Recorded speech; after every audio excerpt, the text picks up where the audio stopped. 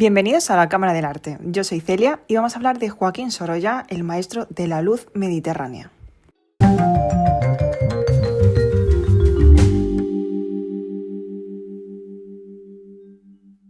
Sorolla utiliza de manera magistral la luz dentro de su cuadro con una paleta de color con tonos cálidos y fríos, contrastando los reflejos del sol con sombras llenos de matices. De hecho, las escenas de playa fueron muy aclamadas dentro de las exposiciones, mostrando que la luz del mediodía se podía reflejar en el agua y en la piel de los bañistas, creando en sus obras pictóricas un efecto casi fotográfico. En sus creaciones podía utilizar espátula o pincel seco y generaba una capa de pintura más gruesa. Esto le aportaba mayor profundidad y dimensión. Joaquín Sorolla nació el 27 de febrero de 1863 en Valencia. Su infancia estuvo marcada por la tragedia cuando, a los 2 años de edad, una epidemia de cólera arrebató la vida de sus padres, dejándolo a él y a su hermana huérfanos. Es cierto que fueron acogidos por su tía e intentaron encaminarlo hacia el oficio de cerrajero. Sin embargo, el joven mostraba más interés por el arte, la pintura concretamente, dibujaba con pasión desde pequeño y observaba con detenimiento el mundo. Su formación artística comenzó en la Escuela de Artesanos de Valencia, donde perfeccionó su trazo con los primeros conocimientos básicos. Posteriormente, en la Real Academia de Bellas Artes de San Carlos, consolidó su técnica y con tan solo 18 años fue a Madrid a estudiar las obras de Velázquez dentro del Museo del Prado. Posteriormente acogió una beca para poder ir a Roma y posteriormente a París, estudiando la luz y el movimiento de las obras impresionistas. Pero lo cierto es que cuando vuelve a Valencia vemos que se había inspirado plenamente en la luz del Mediterráneo y eso lo muestran las escenas costeras, sobre todo de la parte de Valencia. Él se inspiraba y acogió ese luminismo único que vamos a ver en sus obras, exponiendo en París, Nueva York y Londres. Finalmente, en 1920, empezó a deteriorarse, no podía pintar y fue a la Sierra de Madrid y 3 años después, en 1923, fallece. Sorolla se inspira en el mar, en la luz, en el color, en el movimiento, para realizar unas obras espléndidas. Ahora bien, el estilo artístico y simbólico. Vemos que influye la luz y el color de la pincelada rápida y suelta de Velázquez, similares a las de Renoir, que tienen mayor precisión en ciertos momentos. Pero el color que le llama la atención son los colores terrosos y naturales, los blancos, los cremas, los tonos cálidos, porque al final las escenas del mar utilizan un color profundo que será su tono característico, que es tierra verde, y la luz solar será muy importante cómo se va a exponer en sus cuadros, acogiéndolo de las playas y el exterior, las escenas de exterior, de cómo se ilumina la luz en la piel y en el agua de los personajes. Sorolla pasó del academicismo, que vamos a ver obras suyas, hacia el luminismo vibrante. Empezando por la primera fase artística, etapa realista, de 1880 a 1895. Vemos ese compromiso con exponer la realidad. Vemos un enfoque realista, vemos una paleta oscura, una pincelada mucho más detallada, énfasis en la narrativa visual, porque vemos obras de pintura histórica y social. Su primer cuadro, Aún dicen que el pescado es caro, de 1894. Es una obra con muchísima dureza, muestra la vida de los pescadores, ese joven exhausto, desesperado, lo vemos que lo capta perfectamente en el rostro. Una pincelada precisa, con color oscuro y terroso, con contrastes dramáticos. Y vemos que ese contraste expone el sufrimiento, la iluminación focalizada en el rostro del personaje y los elementos del espacio generan esa profundidad. El Crit de Palleter, de 1884. Sorolla captura el fervor patriótico de un hombre que clama por la independencia.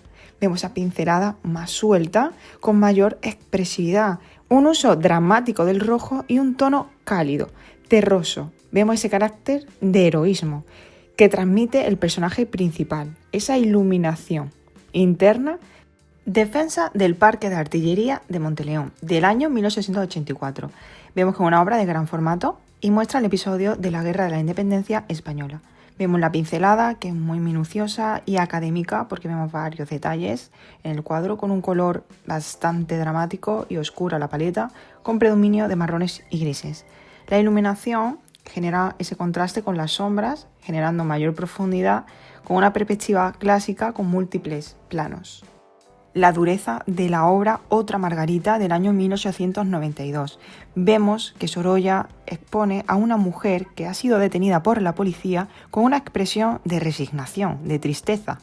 Vemos esa pincelada suelta pero muy controlada, con énfasis en los detalles del rostro. Los toques rojos generan ese dramatismo, combinado con el ocre y el marrón, y la luz localizada genera ese efecto teatral y el fondo oscuro nos aísla.